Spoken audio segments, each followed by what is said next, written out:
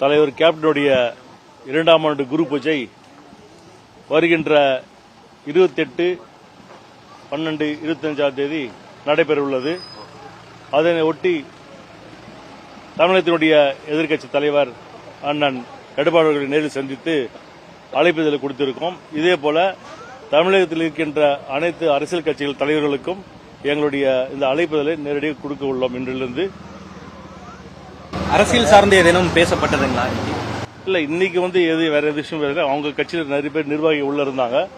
இன்னைக்கு நாங்க ஒண்டி தலைவருடைய குரு பூஜைக்கு அழைப்புதல் கொடுத்தோம். வேற இதை பத்தி பேசிக்கலாம். நேற்று முன்தினம் பியூஷ் கோயல் வந்தப்ப கூட தேமுதிகவிற்கு அந்த கூட்டணியில சில தொகுதிகள் ஒதுக்கப்படும் அப்படின்ற தகவல் எல்லாம் வெளிவந்திருந்தது.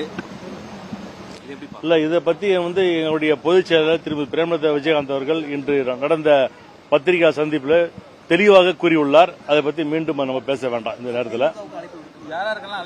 எல்லா கட்சிக்கும் கொடுக்க போறோம். எல்லா தமிழகத்தில் உள்ள அனைத்து கட்சிக்கும் கொடுக்க போறோம். தமிழகத்துக்கு முதலமைச்சருக்கும் சற்று நேரத்தில் சென்று நேரு கொடுக்க போறோம். இல்ல, குரு பூஜை என்றது தலைவருடைய எங்களுடைய தொண்டர்கள் அனைவரும் எங்களுடைய தலைவரை குருவாக ஏற்று தமிழகத்தில் இருக்கின்ற லட்சக்கணக்கான எங்களுடைய தொண்டர்கள் அன்று காலை 5 மணிலிருந்து தமிழகத்துக்கு அனைவரும் வர போறாங்க.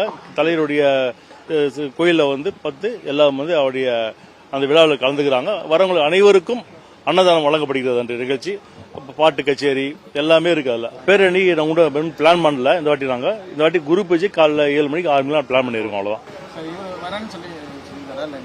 பத்திரிக்கை கொடுத்திருக்கோம். ஏன்னா நம்ம உடனே சொல்ல முடியாது இல்லையா? எல்லாமே அவங்க பார்த்து அவங்களுடைய டைம் எல்லாம்